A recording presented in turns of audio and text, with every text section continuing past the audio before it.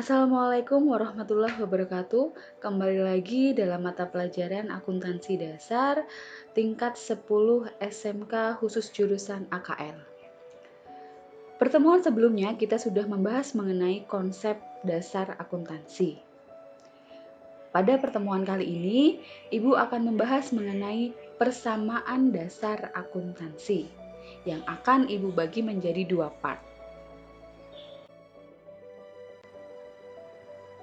Kompetensi dasar dalam bab persamaan dasar akuntansi, yaitu yang pertama menerapkan persamaan dasar akuntansi, di mana kita akan belajar apa itu konsep persamaan dasar akuntansi, kemudian unsur-unsur persamaan dasar akuntansi, dan analisis transaksi dalam persamaan dasar akuntansi, serta bagaimana membuat persamaan dasar akuntansi.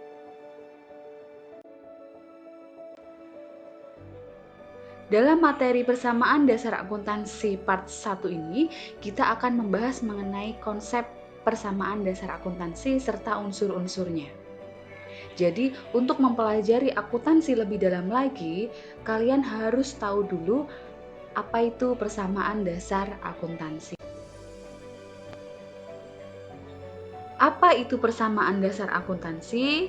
Mari kita belajar bersama. Persamaan dasar akuntansi adalah sistematika pencatatan yang menggambarkan suatu hubungan yang ada dalam perusahaan guna melihat pengaruh transaksi terhadap posisi keuangan perusahaan. Adapun pengertian atau konsep yang lain yaitu persamaan dasar akuntansi ini merupakan hubungan dari harta, utang, dan modal yang sudah dimiliki oleh perusahaan. Dan yang kedua, pada persamaan dasar akuntansi ini akan selalu dalam keseimbangan atau balance, yang berarti sisi kiri harus selalu sama sisi kanan, yang artinya setiap terjadi transaksi harus dicatat seimbang dalam dua aspek, yaitu sisi kiri yaitu aktiva dan sisi kanan pasiva. Dan ada beberapa fungsi persamaan dasar akuntansi, yaitu untuk mengetahui tentang perubahan dari kekayaan dalam perusahaan di setiap transaksi yang terjadi, dan untuk dapat mengetahui beberapa aktiva yang sudah digunakan dan dibelanjakan dalam satu periode akuntansi. Dan fungsi yang kedua digunakan sebagai dasar dari pencatatan sistem akuntansi. Jadi, setiap transaksi akuntansi yang terjadi pada perusahaan harus dicatat pada dua aspek, yaitu aktiva dan pasiva. Selanjutnya, kita akan belajar tentang unsur-unsur persamaan dasar akuntansi atau komponen apa saja yang ada dalam persamaan dasar akuntansi. Unsur yang pertama atau komponen yang pertama itu adalah aktiva atau harta atau aset. Dalam bahasa Inggrisnya aset. Jadi ini adalah istilah-istilah yang sama artinya. Biar kalian gak bingung ketika kalian mendengar aktiva atau harta atau aset, itu adalah istilah yang sama. Dimana aktiva ini adalah sumber daya yang dimiliki dan dikuasai suatu perusahaan akibat suatu peristiwa transaksi masa lalu, dan harapannya di masa depan perusahaan akan memperoleh manfaat ekonomi dari sumber tersebut. Aset ini biasanya kan digunakan sebagai modal awal dalam menjalankan perusahaan ya. Dalam prakteknya sebetulnya aset ini sering diidentikan dengan modal awal berupa uang. Tapi pada kenyataannya tidak semua berupa aset.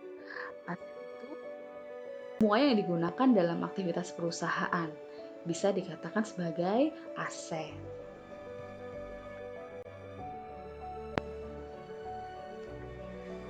Nah, aset ada dua jenis, yaitu aset lancar dan aset tidak lancar. Yang pertama adalah aset lancar, atau dalam bahasa Inggrisnya adalah current assets.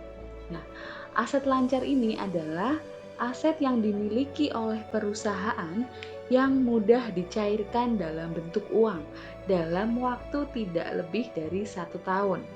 Biasanya, aset lancar menjadi komponen dasar perusahaan dalam melaksanakan aktivitas perusahaannya. Nah, di sini ada contoh-contoh aset lancar atau yang termasuk dalam aset lancar adalah uang tunai atau kas yang ada di bank. Kemudian yang kedua adalah piutang. Yang ketiga persediaan, yang keempat beban dibayar di muka, dan yang kelima perlengkapan. Ini adalah contoh-contoh dari aset lancar. Yang pertama adalah kas atau kas di bank. Biasanya bahasa Inggrisnya adalah cash. Kas ini bisa dikatakan sebagai aktiva lancar atau aset lancar yang paling lancar. Nah, contohnya adalah uang tunai, cek, dan juga uang kas yang disimpan di bank yang dialokasikan biasanya sebagai cadangan. Kemudian yang kedua adalah piutang. Piutang itu bahasa Inggrisnya adalah receivable. Nah, apa itu piutang? Piutang adalah tagihan kepada seseorang atau badan usaha lain yang muncul karena adanya penjualan secara kredit dan jangka waktu pelunasannya kurang dari 1 tahun. Kemudian yang ketiga itu adalah persediaan atau inventory. Nah, persediaan ini adalah aktiva lancar atau aset lancar yang tersimpan baik untuk dijual kembali, misalnya persediaan barang dagang ya, maupun barang yang akan digunakan oleh perusahaan. Contohnya bahan baku. Itu termasuk persediaan. Kemudian yang keempat adalah beban dibayar di muka atau bahasa Inggrisnya adalah prepaid expense. Nah, beban dibayar di muka ini adalah aset yang diperoleh karena adanya pembayaran yang dilakukan terlebih, tetapi aset tersebut belum dimanfaatkan. Nah, contohnya adalah sewa gedung yang dibayar di muka atau pembayaran asuransi yang dibayar di muka. Misalnya perusahaan menyewa sebuah ruko untuk kantor cabang nih. Harganya 100 juta selama 10 tahun dan itu sudah dibayar lunas di muka. Jadi sebelum perusahaan menempati dan memanfaatkan ruko tersebut, perusahaan sudah mengeluarkan biaya 100 juta terlebih dahulu. Nah, uang 100 juta ini adalah aset beban dibayar di muka atau aset sewa dibayar di muka. Kemudian yang terakhir adalah perlengkapan. Perlengkapan, bahasa Inggrisnya adalah supplies. Ini merupakan aset lancar perusahaan yang berfungsi untuk mendukung aktivitas operasional perusahaan.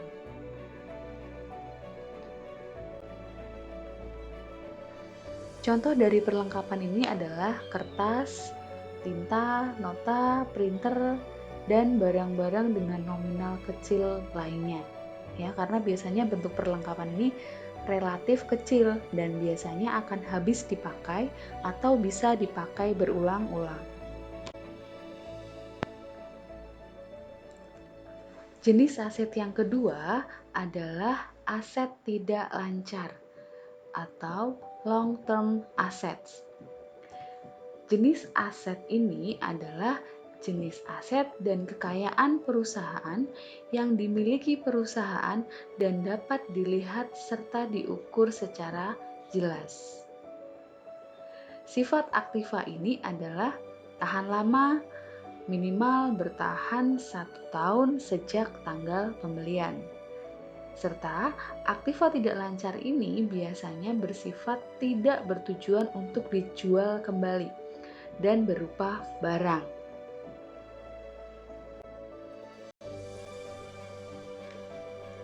Aset tidak lancar ini dibagi lagi menjadi 2. Yang pertama itu ada aset tetap atau fixed asset.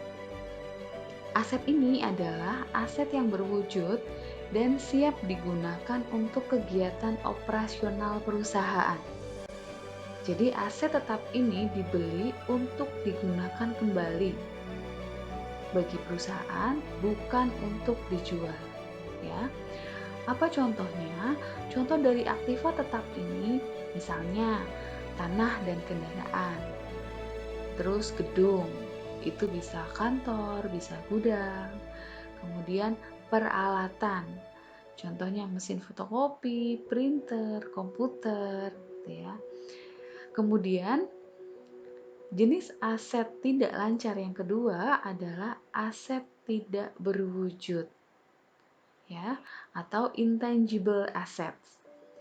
Aset ini adalah aset dari perusahaan yang tidak berbentuk fisik dan memiliki sifat aset jangka panjang.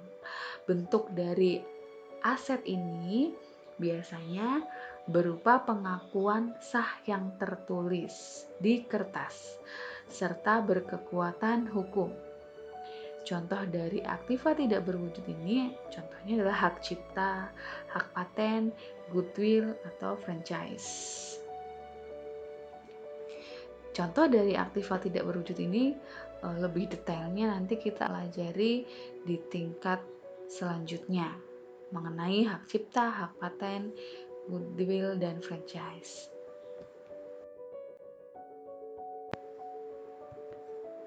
Nah, berikut adalah perbandingan antara aset lancar dan aset tidak lancar atau perbedaannya ya. Yang sudah disebutkan tadi sebelumnya, aset itu kan ada dua ya, ada aset lancar dan aset tidak lancar.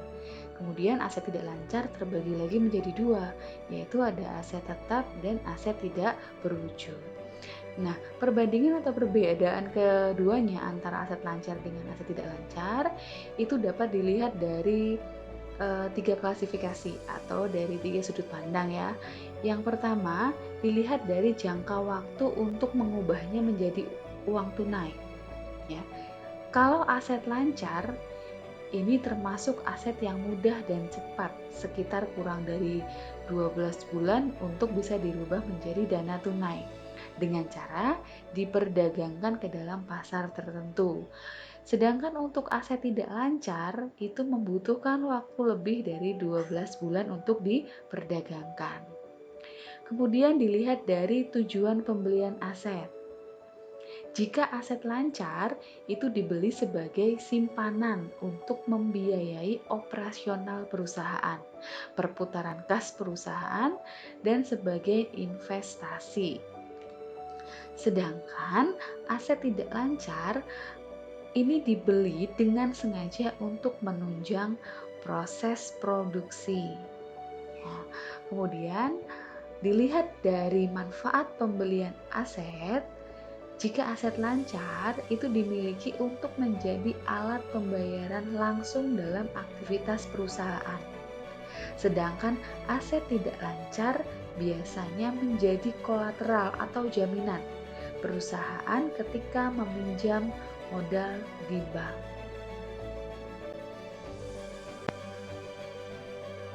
Nah, unsur yang kedua atau komponen yang kedua adalah liabilitas. Apa itu liabilitas?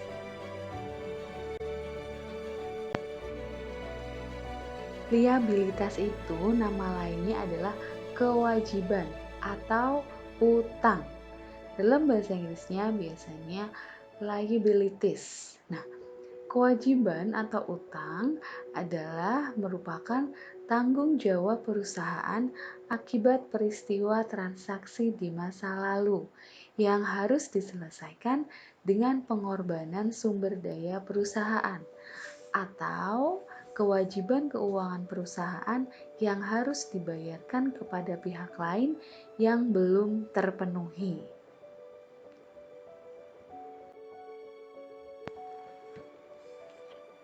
Kewajiban atau utang itu dibagi menjadi dua, yaitu ada utang lancar dan ada utang tidak lancar. Nah, yang pertama, utang lancar atau nama lainnya adalah utang jangka pendek. Dalam bahasa Inggrisnya current liabilities. Utang lancar ini adalah utang yang harus dibayarkan pada tempo waktu yang cepat, yaitu kurang dari 1 tahun. Nah, sebagian besar utang lancar ini berasal dari 2 transaksi, yaitu yang pertama dari barang atau jasa yang telah diterima tapi belum dibayarkan. Itu termasuk dalam utang. Kemudian yang kedua, dari pembayaran yang telah diterima tetapi barang atau jasa belum dikirimkan. Ya, kita sudah terima uangnya, tetapi barang atau jasa yang kita punya belum kita kirimkan.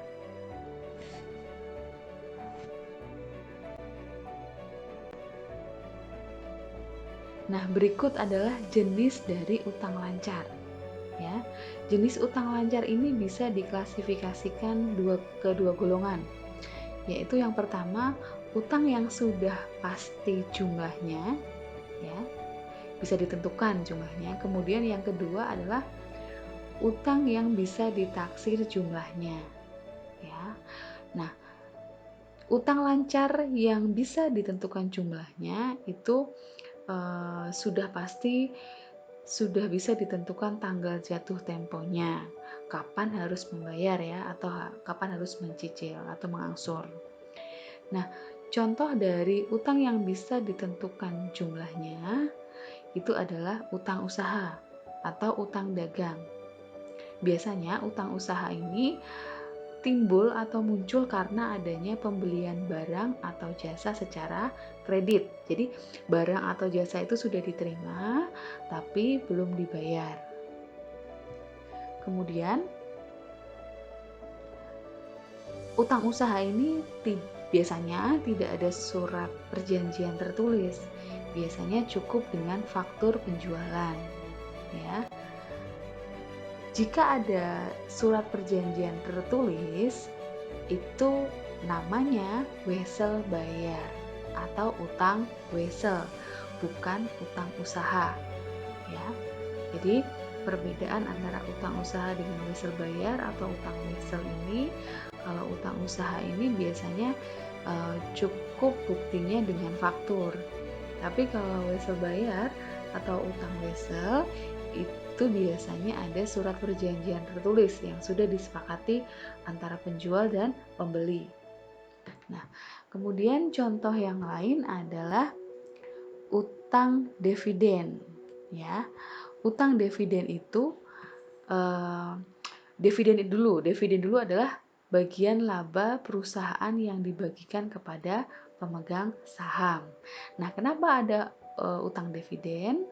Karena contohnya perusahaan sudah berjanji membayar dividen, tapi belum dibayar, ya.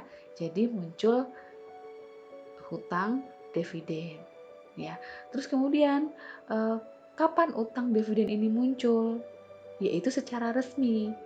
Utang dividen ini akan muncul ketika perusahaan mengumumkan akan membagikan laba yang dihasilkan. Oke. Kemudian yang selanjutnya, utang lancar yang bisa ditentukan itu adalah utang gaji dan upah. Ya. Contohnya utang kepada pegawai atau utang kepada karyawan yang ada di perusahaan. Perusahaan belum membayar, berarti itu termasuk dalam utang gaji dan upah. Kemudian utang bonus. Utang bonus ini sebetulnya sama dengan utang gaji. Bedanya apa? Bedanya tidak semua karyawan itu mendapatkan bonus. Jadi hanya karyawan yang memenuhi kriteria tertentu yang akan mendapatkannya. Oke. Biasanya utang bonus ini adalah sebagai penghargaan atau reward untuk pegawai. Kemudian ada uang muka atau penghasilan yang diterima di muka, ya. Contohnya ketika perusahaan itu mendapatkan pesanan dari pelanggan dan pelanggan itu sudah memberikan uang muka sebagai tanda jadi, atau bahkan ada pelanggan yang sudah membayar penuh di awal. Maka di sini perusahaan memiliki utang lancar yang harus dibayarkan kepada pelanggan. Tidak berupa uang, tapi berupa barang atau jasa yang dipesan. Kemudian, jenis utang lancar yang dilihat dari jumlah yang sudah bisa ditaksir, ya. Contohnya adalah ditaksir itu diperkirakan, ya. Jadi kalau yang tadi kan sudah bisa ditentukan, kalau yang ini adalah dikira-kira atau diperkirakan. Contohnya adalah utang pajak penghasilan misalnya. Utang misalnya kepada pemerintah dalam bentuk pajak. Dari apa? Atas pendapatan kena pajak yang dihasilkan oleh perusahaan. Utang ini kan sudah bisa ditaksir jumlahnya. Berdasarkan apa? Berdasarkan laba yang dihasilkan periode sebelumnya. Dan akan dihitung sesuai dengan aturan pajak dan dikalikan tarif pajaknya. Ya, itu utang pajak. Kemudian utang hadiah. Biasanya dalam melakukan promo produk, salah satu caranya adalah dengan memberikan iming-iming hadiah kepada pelanggan agar mereka tertarik dengan produknya. Hadiahnya ini kan biasanya diundi menggunakan kupon misalnya. Pelanggan mengumpulkan kupon undian. Waktunya perusahaan yang menentukan. Jadi nanti ketika sudah tiba waktu undian, perusahaan wajib melunasi hadiah. Nah, ini contohnya ya. Kemudian yang terakhir adalah utang garansi. Garansi itu kan melekat pada suatu produk ya. Nah, perusahaan bisa memberikan garansi untuk kenyamanan pelanggannya dari ancaman rusaknya kualitas produk yang dibelinya. Jadi, utang garansi tidak akan jatuh tempo sampai ada yang pelanggan yang mengklaim kerusakan barangnya.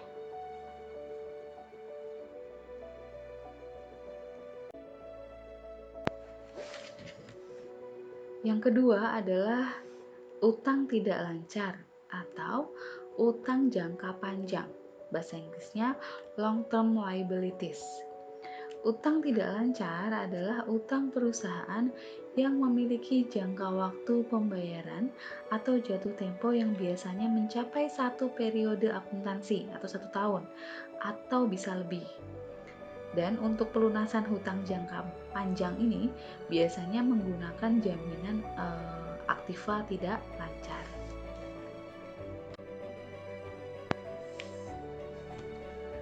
Adapun jenis utang jangka panjang. Yang pertama adalah utang hipotek. Di mana utang hipotek ini adalah utang yang muncul dikarenakan adanya pendapatan dana yang berasal dari utang yang menggunakan jaminan harta tetap.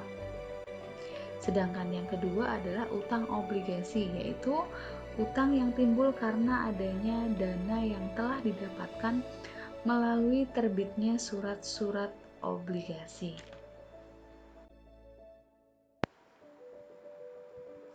Unsur yang ketiga adalah ekuitas. Nah, apa itu ekuitas? Istilah lain dari ekuitas adalah modal. Dalam bahasa Inggrisnya adalah equity. Nah, apa itu modal atau ekuitas? Adalah hak pemilik terhadap aset perusahaan setelah dikurangi liabilitas atau kewajiban atau utang. Atau ekuitas juga diartikan sebagai modal atau kekayaan entitas bisnis, dihitung dengan jumlah aset dikurangi dengan liabilitas. Unsur atau komponen yang keempat adalah pendapatan atau revenue. Pendapatan atau revenue ini adalah aliran masuk atau peningkatan lain atas aktiva atau penurunan adanya kewajiban perusahaan sebagai akibat dari aktivitas penyerahan atau penjualan atau pembuatan barang, jasa, atau aktivitas lain yang dilakukan secara terus-menerus yang merupakan kegiatan utama perusahaan.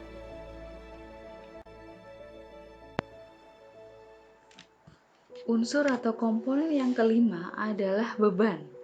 atau expense. Beban adalah penurunan nilai ekonomi berbentuk aktiva berkurang atau kas keluar. Nah, beban ini sering dianggap sebagai peningkatan kewajiban yang mengakibatkan turunnya nilai ekuitas.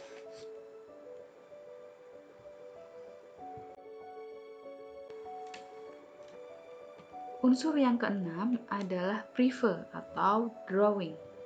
Ya, prive ini adalah kegiatan pengambilan aset atau kas perusahaan oleh pemilik perusahaan guna kepentingan pribadinya, dan ini akan mengurangi ekuitas.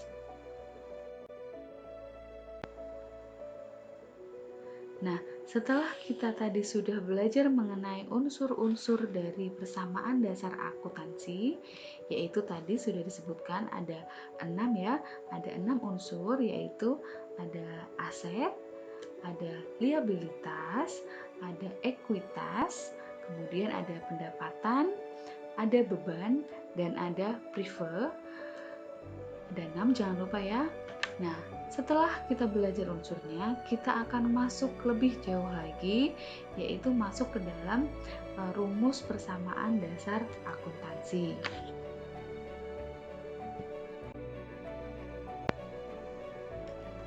Rumus persamaan dasar akuntansi, kita awali dulu contohnya, kalian lihat di slide. Ketika sebuah perusahaan didirikan, sang pemilik kan biasanya mengandalkan modal sendiri. Itu yang dinamakan dengan ekuitas. Nah, ekuitas tersebut kemudian sebagian dipakai perusahaan untuk membeli aset dan sebagian lainnya dalam bentuk kas perusahaan. Nah, berarti pemilik perusahaan ini kan mengeluarkan modal untuk membeli aset, ya kan?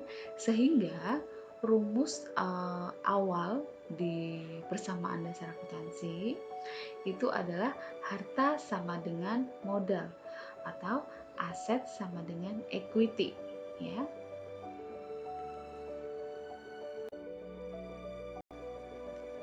Nah, berikutnya, perusahaan yang berencana akan berekspansi atau mengembangkan usahanya lebih besar lagi, tentunya tidak sanggup ya bila hanya mengandalkan modal sendiri yang terbatas, ya.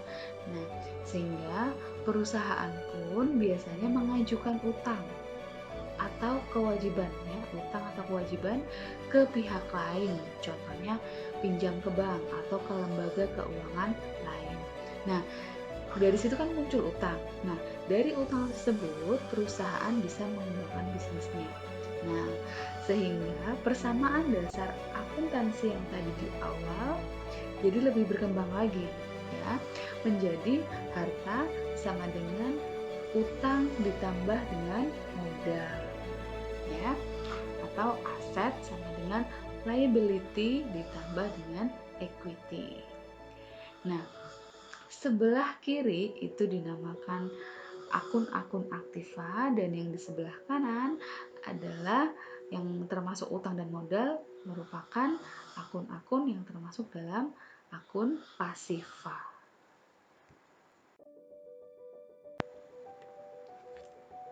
Nah, ketika sebuah perusahaan sudah mulai berkembang, sudah berjalan, pastinya dalam operasinya dimungkinkan adanya pendapatan dan beban. Pendapatan ini adalah sebuah kenaikan harta yang diperoleh dari hasil penjualan barang atau jasa. Sedangkan beban adalah sebuah penurunan harta karena merupakan pengorbanan untuk dapat memperoleh pendapatan. Nah, pendapatan ini mempunyai sifat menambah modal, sedangkan beban mempunyai sifat mengurangi modal. Sehingga rumus dari persamaan dasar akuntansi akan lebih berkembang lagi. Yang tadinya di awal itu harta sama dengan modal saja, ya, karena belum memiliki utang. Tapi ketika sudah memiliki utang, berkembang menjadi harta sama dengan utang plus atau ditambah modal. Nah, karena adanya pendapatan dan beban, sehingga rumus persamaan dasar akuntansi lebih berkembang menjadi harta sama dengan utang ditambah modal ditambah pendapatan dikurangi biaya.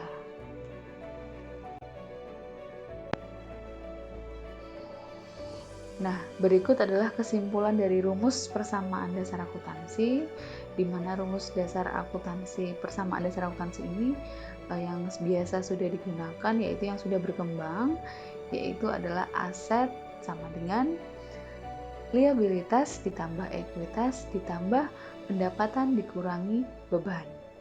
Ya, Ibu sertakan juga dengan bahasa Inggrisnya karena biar kalian terbiasa dengan istilah-istilahnya. Jadi jangan lupa istilah aset itu sama dengan harta, kemudian liability atau liabilitas atau kewajiban atau utang ya. Equity istilahnya adalah ekuitas atau modal. Revenues adalah pendapatan dan expense adalah beban. Jadi antara harta sama dengan hutang ditambah modal ditambah pendapatan dikurangi beban itu harus balance, harus seimbang. Oke.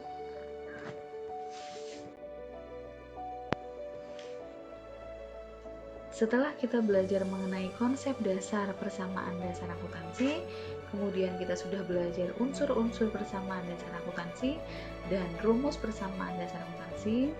Untuk selanjutnya, kita akan belajar mengenai analisis transaksi dan pencatatan dalam persamaan dasar akuntansi. Jadi nanti kita akan belajar bagaimana memasukkan transaksi ke dalam tabel persamaan dasar akuntansi. Sekian materi dari Ibu mengenai persamaan dasar akuntansi bagian yang pertama. Mudah-mudahan bermanfaat dan kita akan ketemu lagi dalam materi persamaan dasar akuntansi di bagian kedua. Terima kasih. Wassalamualaikum warahmatullahi wabarakatuh.